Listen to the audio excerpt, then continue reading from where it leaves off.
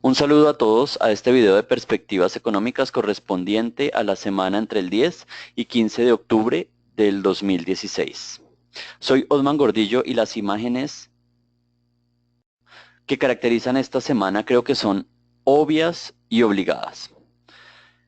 Por un lado, en el plano local, el tema del proceso de paz, el plebiscito, el Nobel de Paz, se vuelven relevantes en la medida en que pueden dar viabilidad a la presentación de la reforma tributaria por parte del gobierno.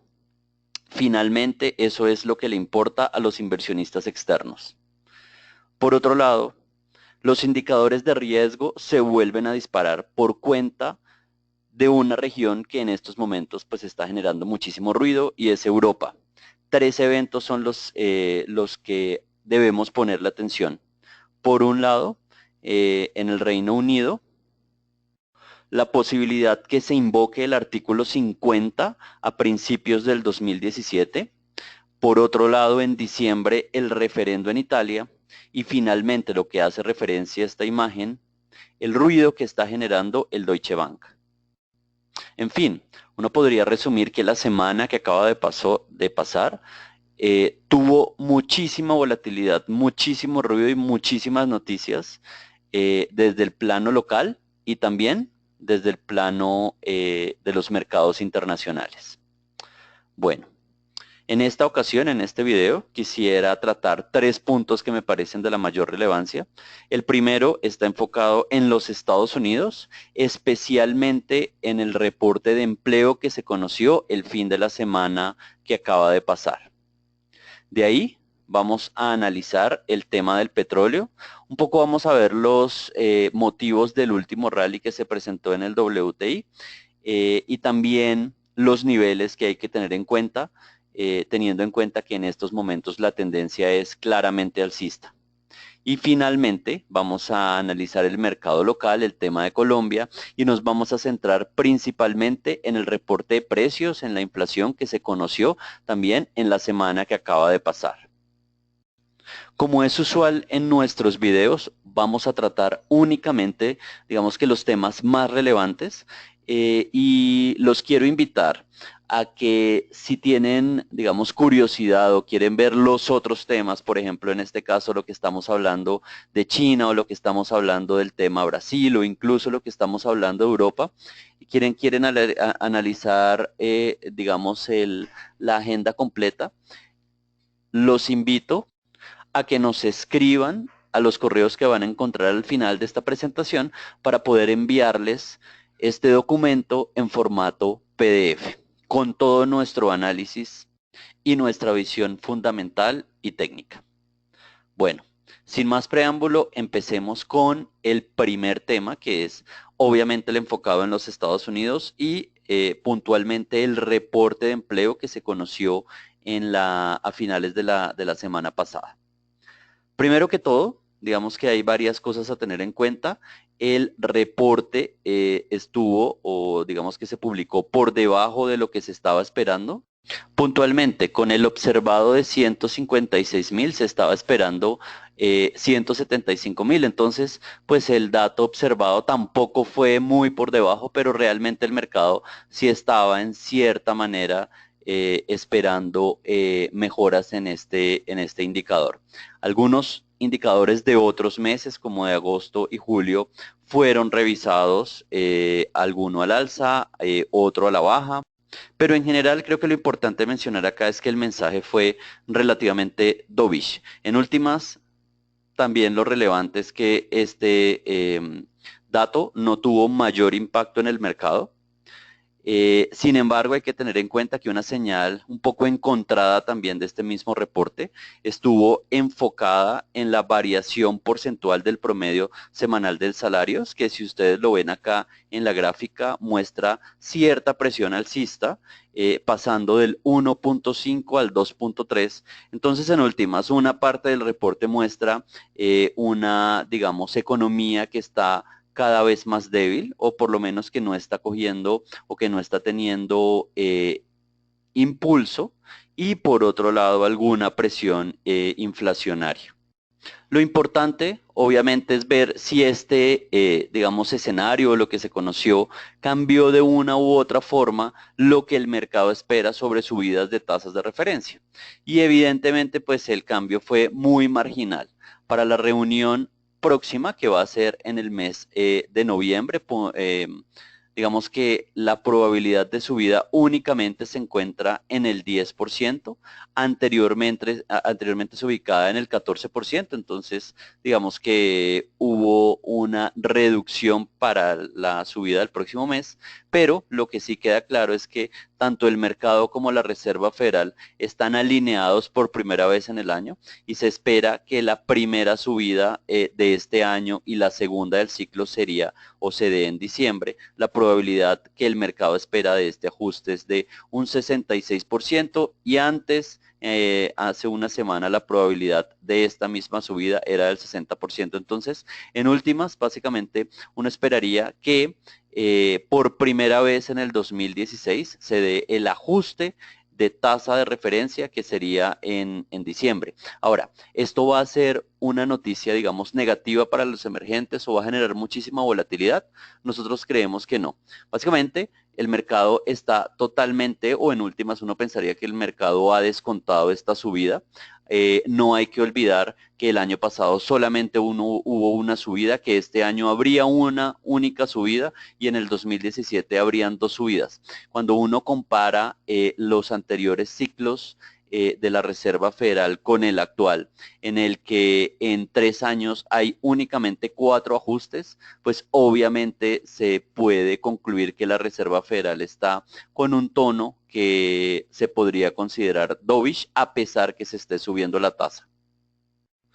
Ahora, adicionalmente hay muchos gobernadores que, como es usual en las últimas semanas, están dando sus declaraciones públicas y están mostrando intenciones de la Reserva Federal de subir las tasas, por lo menos de una forma un poco más agresiva. Pero lo importante acá de todo lo que hay que resaltar es que en los comunicados oficiales, la Reserva Federal como un todo tiene un lenguaje totalmente opuesto, totalmente, digamos, bajista, mostrando cierta calma, mostrando que por el momento no hay presiones inflacionarias y que la economía de Estados Unidos es relativamente débil. Creo que esto en últimas es lo que le está quedando al mercado, o la conclusión que le está quedando al mercado. Para la semana que viene hay un par de datos que me parecen relevantes, las ventas al por menor que se van a dar a conocer el viernes y por otro lado el Beige Book que se va a dar a conocer el mismo viernes, y puntualmente este informe podría dar luces de cómo se encuentra la economía o cómo la Reserva Federal o los diferentes estados ven la economía en estos momentos. Finalmente, a tener en cuenta el debate presidencial que se estaría dando el domingo. Y obviamente cada vez nos acercamos más al mes de noviembre y las elecciones en los Estados Unidos van a tener cada vez una mayor relevancia y van a generar cada vez mayor volatilidad en los mercados. Bueno, nuestro siguiente tema en este video va a ser el tema del petróleo. Creo que acá hay unas cosas bien interesantes para mencionar. Por un lado, la tendencia es claramente alcista. Si ustedes ven en esta gráfica el soporte, que es esta línea que está mostrando la subida, está, digamos, se ha respetado. Pero por otro lado, la resistencia, que es la que domina el precio a la baja, finalmente se rompió en los últimos días. Y vemos que se rompió en este punto, que se rompió en este punto, y eso implica que la siguiente meta se ubica alrededor del 51.80. Obviamente esto es en la referencia del WTI. Al cierre de la semana pasada, hubo, digamos que, un pequeño respiro en el precio.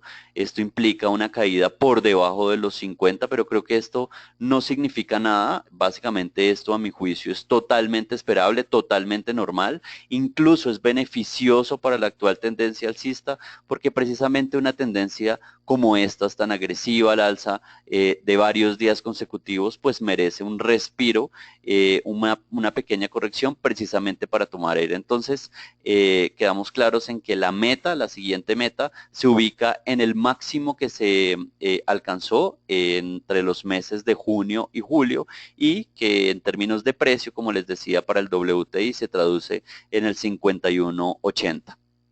Ahora, ¿cuál es el motivo de este movimiento, digamos, tan fuerte que ha llevado al precio y que lo está llevando a niveles máximos, por lo menos de los últimos meses?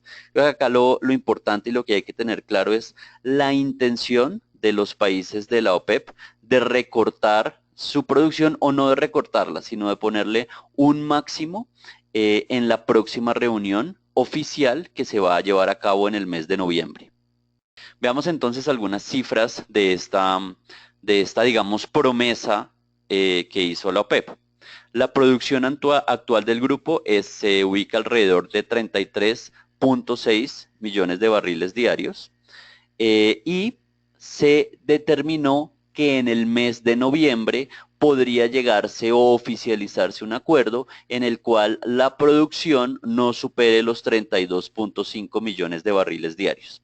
Es importante tener en cuenta acá una cosa, y es que la OPEP en estos momentos no ha llegado a ese acuerdo. Lo que indicó hace un par de semanas es que tiene la intención y ha hecho los diálogos informales para alcanzar ese acuerdo, ¿no? Entonces uno no debe esperar, y creo que esto es algo importante, que se debe hacer claridad, porque realmente he visto algunos analistas que pareciera que no han entendido exactamente cómo fueron las condiciones de la negociación de la OPEP, que dicen que desde ya se debe ver ese recorte. Y eso no es cierto. El recorte no se ha anunciado, por lo tanto no se ha hecho efectivo y se anunciaría en la reunión oficial que se llevaría a cabo el día 30 de noviembre. Entonces, únicamente hasta esa fecha veremos realmente si este acuerdo, pues, digamos, se va a realizar o no. Ahora, viendo un poco las cifras, veríamos el resultado de este acuerdo hasta enero del 2017. ¿Y esto por qué lo decimos? Porque finalmente la OPEP publica su producción de una forma mensual. Si el 30 de noviembre se publica este acuerdo, pues únicamente este recorte o este control en la producción se vería reflejado en el mes de diciembre y los datos del mes de diciembre los veríamos únicamente hasta enero. Por lo tanto, de una u otra forma vamos a tener un par de meses de cierto optimismo en términos de precio, precisamente porque el mercado va a estar esperando que la OPEP publique hacia finales de noviembre este acuerdo. Ahora, la pregunta pues que hay que hacer es si este acuerdo es viable o no. Y obviamente como este es un tema político, digamos que hay muchísimo ruido, y por lo tanto, como en ocasiones anteriores, no hay nada seguro. ¿Por qué decimos esto de ver un poco la historia reciente que hay que traerlo, digamos, en estos momentos en nuestro análisis? Y es que finalmente hace un año, en el mes de diciembre, en diciembre del 2015, ya la OPEP había determinado que el techo de la producción se iba a ubicar en 31.5 millones de barriles diarios. Pero básicamente ninguno de los países pertenecientes a la OPEP, sobre todo Arabia Saudita, en ese momento cumplió su parte y en general la OPEP sobrepasó estos límites. Entonces, pues en últimas uno no podría, digamos, que asegurar que este acuerdo se vaya a cumplir. Lo que sí se podría pensar es que va a haber una ventana de optimismo, como lo decíamos, pero creemos que a la hora de la verdad va a ser muy difícil que estos techos se terminen cumpliendo. Entonces, en últimas, lo que vemos es un periodo de optimismo de aquí al 30 de noviembre, que esté la posibilidad que se dé este pacto. Obviamente, si se publica y si se hace oficial,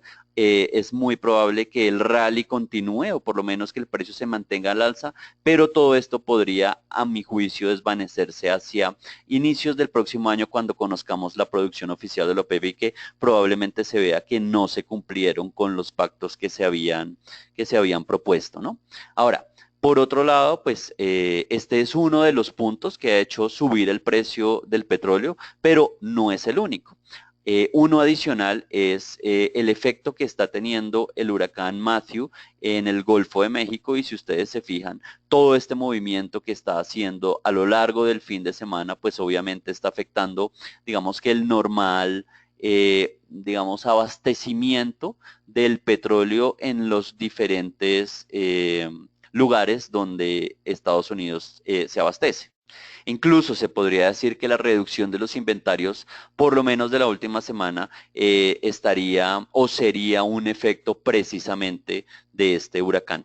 Ahora, el punto es, este huracán, ¿cuándo se va a acabar? Y lo que dicen las agencias americanas es que, digamos, el día lunes o el día martes, pues ya estaría o tendría o habría finalizado su efecto en lo que es la Florida. Entonces, es probable que en esta semana que inicia, los días miércoles, cuando se publiquen los inventarios, esos inventarios tiendan a corregir un poco las cifras de caída que se dieron en la semana que acaba de pasar. Y esto nos lleva a la siguiente razón del por qué el precio se ha movido al alza, y es precisamente los inventarios. Como ustedes pueden ver acá en esta gráfica, tenemos varias semanas consecutivas de reducción de inventarios, y esto en últimas lo que muestra, además del tema del huracán y toda esta cosa que es más de corto plazo, es que en la guerra de precios que ha habido entre Arabia Saudita y Estados Unidos, es probable que en estos momentos la esté ganando Arabia Saudita, que la producción de Estados Unidos esté cada vez más débil, un poco más reducida, precisamente en virtud de los bajos precios, y precisamente por eso los inventarios comiencen a reducirse, digamos que de una forma mucho más continua. Entonces, para concluir en el tema del petróleo, creo que acá hay varios puntos que me parecen importantes tener en cuenta. El paso del huracán, en teoría, debería hacer que haya una corrección del precio a la baja vía mayores inventarios, pero en últimas la tendencia actual del precio del WTI es al alza, ¿no? Nuestra meta se ubica por los lados del 51.80, que es precisamente el máximo que se alcanzó a mediados del año, y este movimiento se enmarcaría un poco en el optimismo que estaría generando un posible, digamos, control en la producción al interior de la OPEP. Bueno. Sigamos ahora con nuestro último tema de este video, que está enfocado en el tema local, en el tema de Colombia. Creo que acá la noticia importante que se dio la semana pasada es precisamente la publicación que se dio en el reporte del IPC, en el reporte de los precios. Fíjense ustedes, esto fue lo que se conoció por parte del DANE. El año pasado tuvimos un 0,72 y en esta ocasión tuvimos un menos 0,05. Entonces fíjense ustedes, la corrección pues es bien, bien importante. En el peor momento de la inflación, en términos anualizados, estuvimos en 8,97 y únicamente en 2 meses se ha dado una corrección muy fuerte, y en estos momentos nos encontramos en el 7,27. Ahora, ¿hasta dónde puede ir este movimiento de precios o de IPC hasta el final de año? Fíjense ustedes nuestra proyección. Diciembre del 2016 tenemos un esperado de 5,58. Nuestra proyección, digamos, básica se ubica en el 5,80. Entonces, creo que esa proyección que hemos venido manejando, bajista, mucho más bajista que los otros analistas del mercado, pues está, como lo digo, cogiendo forma. Básicamente, muchos de los analistas han empezado a corregir su visión, sus proyecciones y su esperado de IPC, y una cosa positiva de nuestro análisis es precisamente que nos hemos mantenido siempre a la baja. Pero fíjense lo más importante, creemos que el tema y en general la mayoría de análisis del mercado se ubica en lo que puede pasar a final del 2016.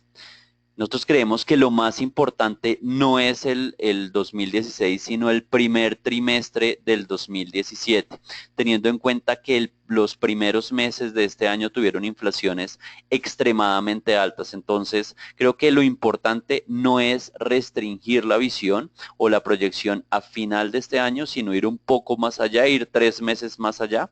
Y fíjense, nosotros tenemos ya a marzo del 2017 un nivel muy cercano al 4%. Entonces creo que esto es un ambiente propicio, inmejorable para las inversiones en renta fija, un poco más mirando hacia el largo plazo, teniendo en cuenta que esta corrección en términos de precio puede continuar a lo largo de este año.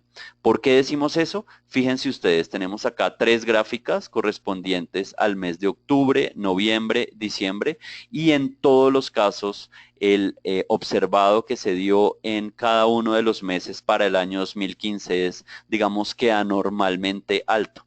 Por ejemplo, en octubre el observado que se dio en el 2015 es de 0.67, el nivel más alto por lo menos desde el 99. Algo similar se ve en el mes de noviembre, que noviembre del 2015 fue el más alto desde el 2002, y en diciembre, si bien el número, digamos que no fue tan agresivo, sí fue el más alto desde por lo menos hace 5 años. Entonces es claro que esta corrección que se está dando, que es muy agresiva, puede continuar, no solamente va a terminar a final de este año, sino que se va a extender al próximo, por lo menos al primer trimestre, y esto creo que, como les decía, es importante y es, digamos que un ambiente inmejorable para la renta fija.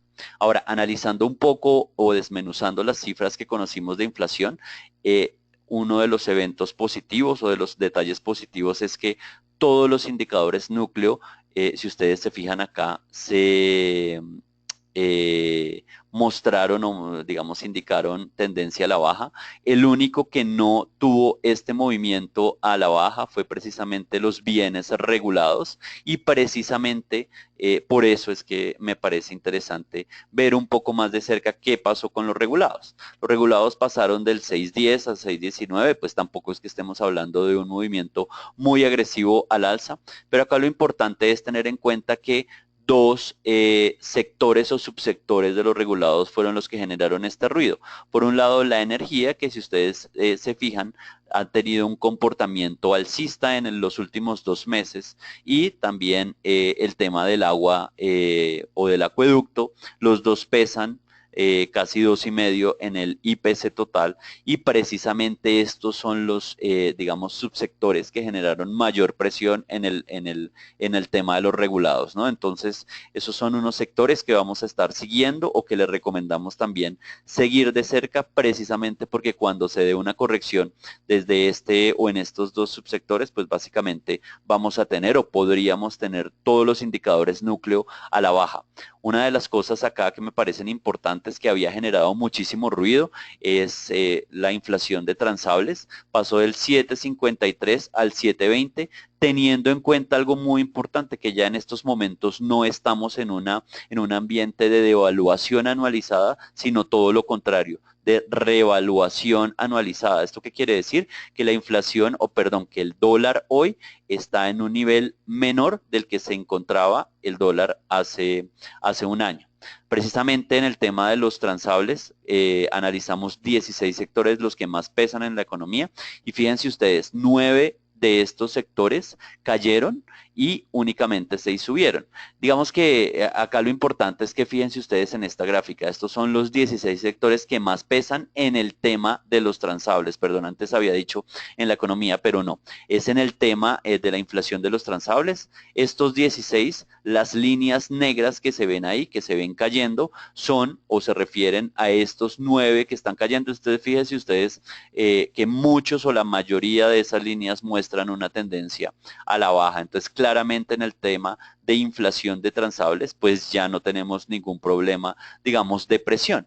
Y por otro lado, en el tema de los no transables, pues el movimiento fue igualmente bajista, del 5,05 pasamos al 4,85 y fíjense ustedes, una de las cosas que más me llaman la atención es uno de los componentes de arriendo, que pesa el 11,27%, pues que es un peso bien importante. Por primera vez en varios meses mostró una tendencia, digamos, que bajista, ¿no? Entonces, en últimas, lo que se ve es que desde el punto de vista de precios, hay una señal clara de posible caída, y esta caída se podría extender por lo menos hasta marzo del 2017. A esto hay que unirle la idea o el hecho que la economía colombiana está creciendo, digamos, menor a lo que se estaba esperando, a lo que se estaba previendo hace unos meses. Fíjense ustedes, este indicador se conoció a inicios de la semana que acaba de pasar, el indicador de actividad económica publicado por el DANE. En esta gráfica es la línea roja y fíjense ustedes la altísima correlación que tiene con el indicador trimestral de crecimiento. Básicamente una línea y la otra, una está encima de la otra línea.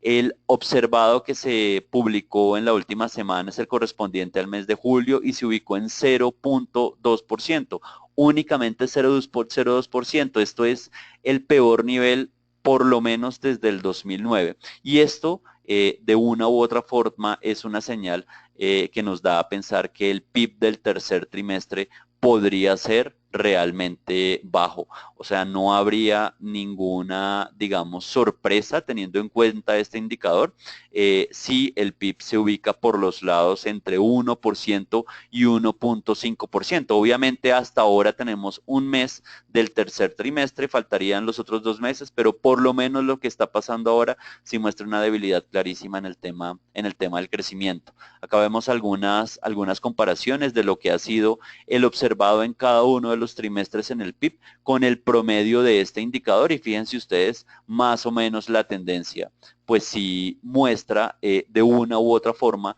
lo que puede pasar en el tema del crecimiento de la economía colombiana. Entonces, tenemos dos cosas muy importantes o dos eventos bien importantes. Por un lado, la inflación que está cayendo de una forma muy agresiva y por otro lado, una economía que está creciendo muy por debajo de lo que se estaba esperando. Creo que estas dos cosas, estos dos puntos son básicamente las dos ingredientes que el Banco de la República necesita para actuar antes de lo que el mercado está esperando. ¿Y que cómo puede actuar? Básicamente nuestro escenario base es que puede recortar las tasas antes de lo que el mercado está esperando. Según la última encuesta del Banco de la República, el recorte se daría en el mes de enero y obviamente si lo hace antes, nuestro escenario muestra que este recorte se podría dar entre el mes de noviembre y el mes de diciembre. Nosotros puntualmente estamos mucho más enfocados en que este recorte se pueda dar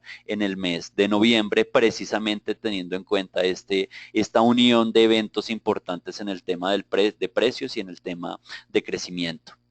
Bueno, para resaltar esta semana, vamos a conocer esta semana que inicia, perdón, vamos a conocer las minutas del Banco de la República, vamos a ver cuáles fueron las consideraciones que se hicieron para mantener la tasa estable y vamos a ver si hay algún cambio de lenguaje que de una u otra forma nos den potencialización al ambiente, al escenario que nosotros tenemos de un recorte de tasas antes de lo previsto. Bueno, como siempre, quiero dejarles algunas frases para que tengan a lo largo de la semana, principalmente una de Colombia relacionada con la inflación. Como les decía, el Banco de la República debería actuar antes. Por otro lado, Europa en estos momentos está siendo el foco de atención precisamente por tres puntos muy importantes. Por un lado, el tema del Brexit, que pareciera que ya se va a invocar el artículo 50. Por otro lado, el tema del Deutsche Bank y finalmente el referendo en Italia, que podría ser el ruido mayor que se podría dar hacia finales del año. Este tema no lo tratamos en este video, pero pues obviamente está en la presentación y lo que me gustaría es que si ustedes lo quieren ver nuestro análisis, nos escriban y les enviamos la presentación a vuelta de correo. Finalmente el petróleo, la tendencia pues es clara al alza, nuestra meta es 51.8 y creo que vamos a tener una ventana de optimismo precisamente enfocada en la posibilidad que la OPEP llegue a un acuerdo en la reunión oficial que se daría el 30 de noviembre.